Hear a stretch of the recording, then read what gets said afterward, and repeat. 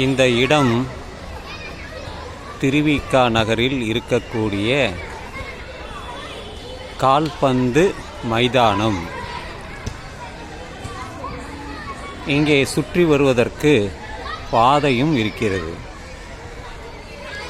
ஒரு 10 முறை சுற்றி வந்தால் அது சுமாராக 3 கிலோமீட்டர் இருக்கும். சில சமயம் இங்கே வருவது உண்டு, வேறு இடங்களுக்கும் நான் போவது உண்டு. அப்படி இன்று நடைப்பயிற்சிக்காகத்தான் நான் வேறு ஒரு பூங்காவிற்கு சென்று அங்கிருந்து இந்த இடத்திற்கு நான் வந்துள்ளேன். என்னை ஒருவர் கேட்டார், எங்கே போகிறீர்கள் என்று. நான் ஒரு நடைப்பயிற்சிக்காக செல்கிறேன், நான் ஒரு வழிப்போக்கன் என்றேன். அப்படி என்றால் உங்களுக்கு வழி தெரியாதா, போகிற இடமெல்லாம் போய்விடுகிறீர்களா என்று அவர் வினவினார். நான் சொன்னேன், எனக்கு போகும் பாதை தெரியும், நான் எங்கிருந்து வந்தேன் என்றும் எனக்கு தெரியும். நான் போகக்கூடிய மார்க்கம் பலவாக இருக்கிறது. தரை வழியாக போகலாம், நடந்து போகலாம், பேருந்தில் போகலாம், ரயில் மூலம் போகலாம், ஆட்டோவில் போகலாம், விமானம் மூலம் போகலாம், கப்பல் மூலமாக போகலாம், படகு மூலமாகவும் போகலாம். உன் பாதை பறந்து விரிந்து இருக்கிறது.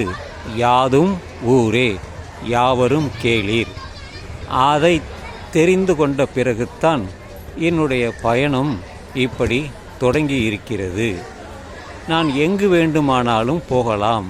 அந்த அளவிற்கு எனக்கு சுதந்திரம் இருக்கிறது, பொருளும் இருக்கிறது, அருளும் இருக்கிறது.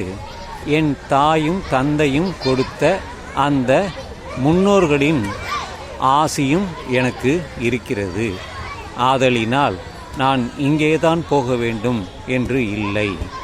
யாதும் ஊரே யாவரும் கேளீர் என்ற கொள்கை உடையவன். நீங்கள் எங்கே போகிறீர்கள் என்று கேட்பது சிலர் ஒரு அபசகுணமாக சொல்வார்கள். என்னை பொறுத்தவரையில் அப்படி இல்லை. அது பிறரால் கட்டுவிக்கப்பட்ட ஒரு மூட நம்பிக்கை. எங்கே போகிறீர்கள் என்று அவர்கள் தெரிந்து கொள்ள விருப்பம் இருந்தால் தெரிவிக்கலாமே, அதில் என்ன தவறு இருக்கிறது?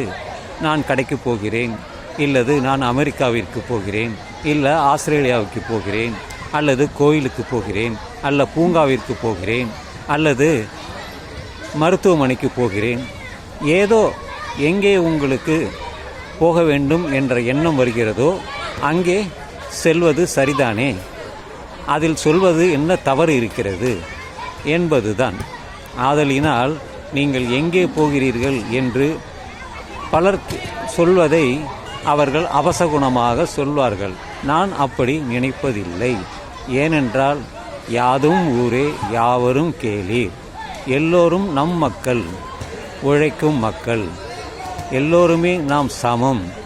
சாதி பாகுபாடினால் சாதி மதம் என்று பிரிவினை நாம் பிறக்கும் பொழுது இல்லை. இந்த உலகம் தோன்றிய பொழுது அங்கே உயிரினங்களே இல்லை. பிறகுதான் படிப்படியாக ஒவ்வொன்றாக வந்தது. சிலர் அப்படி வகுத்தார்கள். அதை அந்த வகுப்பை நீ எடுத்துக்கொள்ள வேண்டும் என்ற அவசியம் உனக்கு இல்லை. நீ சுதந்திரமானவன், சுதந்திரமாக சிந்திக்கக்கூடியவன், சுதந்திரமாக எழுதக்கூடியவன், சுதந்திரமாக பேசக்கூடியவன். எல்லா சுதந்திரமும் உனக்குள் இருக்கிறது. அந்த ஆற்றல் இருக்கிறது. அந்த கடந்து உள்ளே செல்லக்கூடிய அந்த அறிவும் பகுத்தறிவும் உனக்குள் இருக்கிறது. ஆதலினால் நீ எதற்கும் அஞ்சாமல் நீ எங்கே செல்ல வேண்டும் என்று விரும்புகிறாயோ அங்கே செல். உன் பயணம் சிறப்பாக முடியும். ஏனென்றால் நம்முடைய அல்லது என்னுடைய ஆசீர்வாதம் அந்த மூதாதையர்களிடம் எனக்கு எப்பொழுதும் உண்டு. தாய் தந்தையர்கள் போனாலும் அவருடைய முன்னோர்கள் போனாலும் முதல் தோன்றியது இருக்கிறதல்லவா, அவர்களுடைய வழிபாடு வழியாகத்தானே என் தாயும் தந்தையும் வந்தார்கள். ஆதலினால் அவர்களுடைய ஆசீர்வாதம் எனக்கு எப்பொழுதும் உண்டு. எனவே என் பயணம் எப்பொழுதுமே அது நன்மையோ அல்லது தீமையோ நல்லதோ கெட்டதோ அதை ஒன்றாக பாவிக்கக்கூடிய ஒரு மனநிலை என்னிடம் இருக்கிறது. ஏனென்றால் எனக்கு அறிவு இருக்கிறது, பகுத்தறிவு இருக்கிறது, ஞானம் இருக்கிறது, எல்லாம் எனக்குள்ளே இருக்கிறது. எனக்கு கல்வி கொடுத்தது ஒரு பள்ளிக்கூடம்தான், கல்லூரியும் தான் கொடுத்தார்கள். எத்தனையோ புத்தகங்கள் இருக்கிறது. அதன் மூலம் நான் பலவற்றையும் தெரிந்து கொண்டுள்ளேன். உலகத்தையே நான் தெரிந்து கொண்டுள்ளேன். இந்த அளவிற்கு நவீனம் வளர்ந்து உள்ளது. அமெரிக்காவுக்கு போக வேண்டுமா, எப்படி போக வேண்டும் என்று கூகுளில் தேடினால் 100 பேர் வந்து சொல்வார்கள். நீங்கள் ஆப்பிரிக்காவிற்கு போக வேண்டும் என்றால் எங்கே போக வேண்டும் என்று நீங்கள் தேடினால் உங்களுக்கு கிடைக்கும். அந்த அளவிற்கு தற்பொழுது தொழில்நுட்பம் வளர்ந்துள்ளது, அறிவும் வளர்ந்துள்ளது. இந்த ஊர்தான் என்று இல்லாமல் எந்த ஊருக்கு வேண்டுமானாலும் நீங்கள் சென்று வரலாம் என்பதை சொல்லி இந்த பதிவை நான் நிறைவு செய்கிறேன். இந்த நாள், இந்த இரவு நல்ல இரவாக அமைய உங்கள் எல்லோருக்கும் நல்வாழ்த்துக்கள்.